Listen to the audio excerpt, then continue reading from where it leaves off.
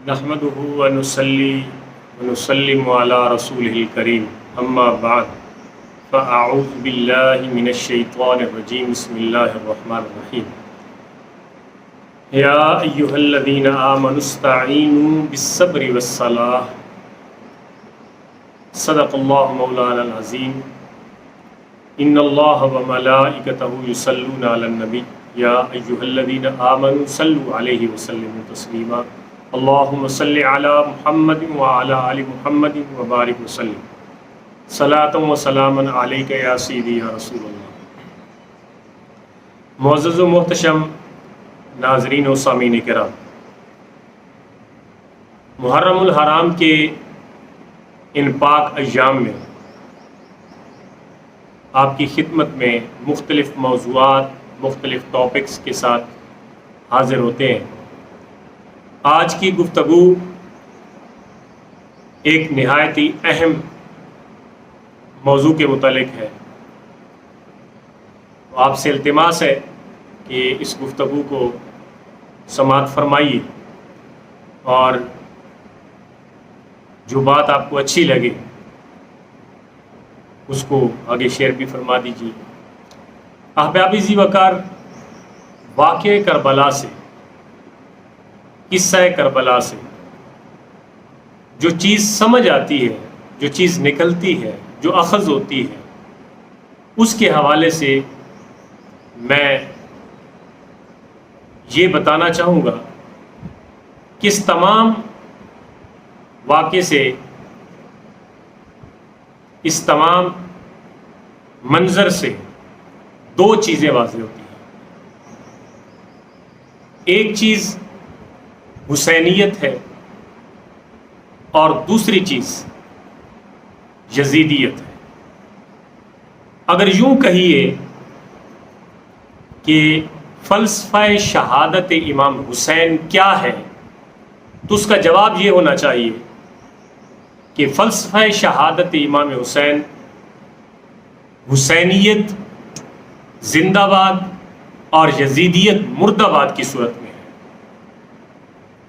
اب اس کی وضاحت یوں کی جا سکتی ہے کہ حسینیت میں کیا ہے،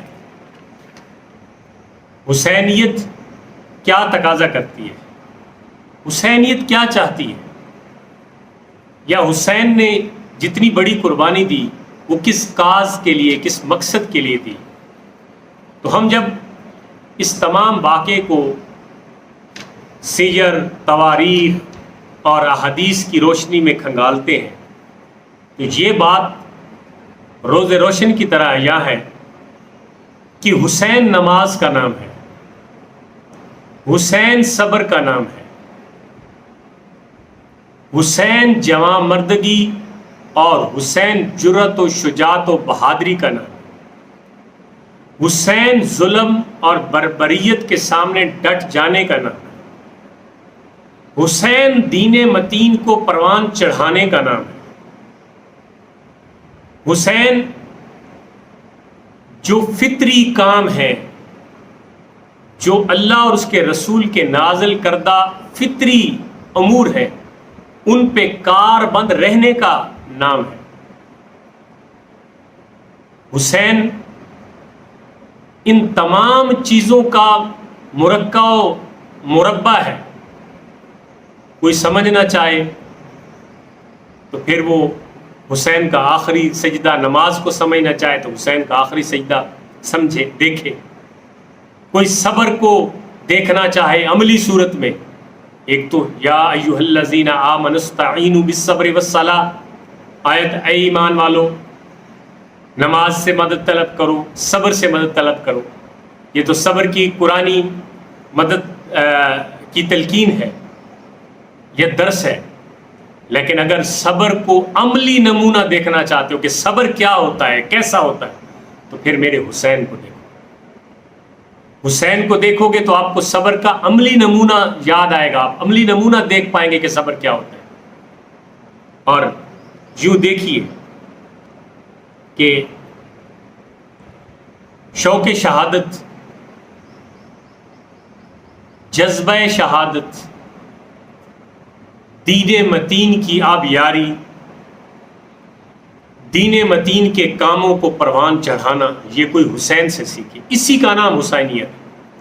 اگر کوئی بندہ حسین حسین کرتا ہے، علی علی کرتا ہے، اور حسین کے مشن کو اپنے سینے سے لگائے ہوئے ہیں، تو ضروری ہے کہ وہ حسین کے نقش قدم پہ چلنے والا ہو۔ اور حسین کا نقش قدم کیا ہے معزز سامعین؟ حسین کا نقش قدم یہ ہے کہ حسین جب اپنے خالق حقیقی سے ملاقات کے آخری لمحات میں تھے، تب بھی دنیا میں انہوں نے اپنی رب کی بارگاہ میں سجدہ ضرور کیا، نمازیں ضرور پڑھی۔ تلاوت کلام الہی حسینیت ہے۔ ہر وقت خوف، جبر، ظلم کے سامنے بھی تلاوت قرآن ہے۔ تب تو حضور نے جو فرمایا تھا کہ میری آل اور اللہ کی کتاب، یہ جو دونوں اکٹھی چیزیں، تو کربلا کے میدان میں بھی کتاب اللہ اہل بیت اطہار کے ساتھ تھی اور زبانوں پہ جاری تھی۔ جو تلاوتیں انہوں نے کی ہیں وہ قیامت تک کوئی نہیں کر سکتا۔ یہ ہے حسینیت۔ حسینیت کے نام پہ اپنے آپ کو مارنا، حسینیت کے نام پہ دیگیں چڑھا دینا، حسینیت کے نام پہ سبیلیں لگا دینا، اور پھر پورا سال جو حسین علیہ السلام نے کام کی ان کے قریب نہ جانا۔ مجھے بتائیے تو صحیح، یہ کون سی حسینیت ہے؟ اس کے مقابلے میں جو یزیدیت ہے وہ بھی سن لیں۔ یزیدیت کیا ہے؟ ظلم و بربریت و جبر تشدد کا نام یزیدیت ہے۔ یزیدیت کیا ہے؟ نمازیں چھوڑ دینا، ضائع کر دینا، لاپرواہی کرنا یزیدیت ہے۔ اور کیا ہے؟ اللہ کے حلال کردہ کاموں کو حرام کر دینا اور حرام کردہ کاموں کو حلال کر دینا، غیر محرموں کے ساتھ بیٹھنا، جوئے، شراب، زنا کو عام کرنا، یہ یزیدیت نہیں ہے تو کیا ہے؟ یہی وہ کام تھے جن کے خلاف حسین نکلے تھے، اور پھر قربانی دے کے بتایا کہ میرا نام پہ زندہ رہنے والوں، مجھے اپنا پیشوا اور مرشد ماننے والوں، یہ کام تم نے نہیں کرنے، یزید والے کام تم نے نہیں کرنے، اسی لیے تو میں نے اپنا خاندان قربان کیا ہے۔ یہ یزیدیت ہے۔ مسجدوں کی بھی حرمتی کرنا یزیدیت ہے۔ مسجد نبوی شریف میں گھوڑے باندھنا یزیدیت ہے۔ صحابہ و تابعین کی اولادوں سے گستاخیاں، بے ادبیاں اور ان کے ساتھ ناروا سلوک کرنا، یہی یزیدیت ہے۔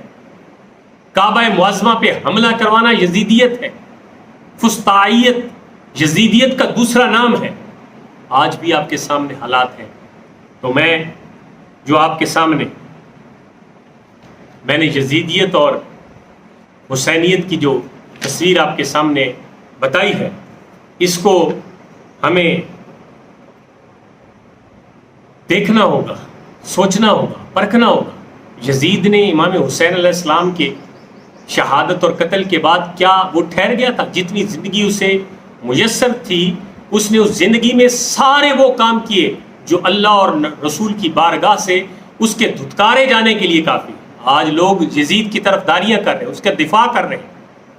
مجھے بتائیے کہ خاندان اہل بیت کو ذبح کرنے کے بعد مسجد نبوی شریف میں اذان و اقامت کو معطل کر دینا اور ریاض الجنہ میں گھوڑے باندھ دینا، اور پھر تابعین کی عورتوں سے تابعین کو شہید کر دینا، کیا یزید کے لیے اب بھی میدان میں نکلو گے؟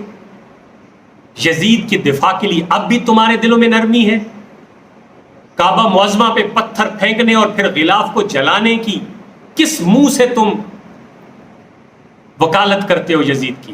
آج دور ہے، لوگ میڈیا پہ بیٹھ کے لوگوں کو نئی اور عجیب جو ہے وہ منطقیں بتا رہے ہیں۔ 100 باتوں کی ایک ہی بات ہے۔ اپنی گفتگو ختم کرتا ہوں۔ یزید کل بھی لعنتی تھا، آج بھی لعنتی ہے اور لعنتی رہے گا۔ جو آل رسول کا دشمن وہ ہمارا دشمن، آل رسول کا دشمن ہمارا دوست نہیں ہو سکتا۔ اس کے لیے ہمارے دلوں میں کوئی نرمی نہیں ہے۔ حسین زندہ باد، یزید مرد آباد، یزیدیت مرد آباد، حسینیت زندہ باد، وما علیہ الا البلاغ۔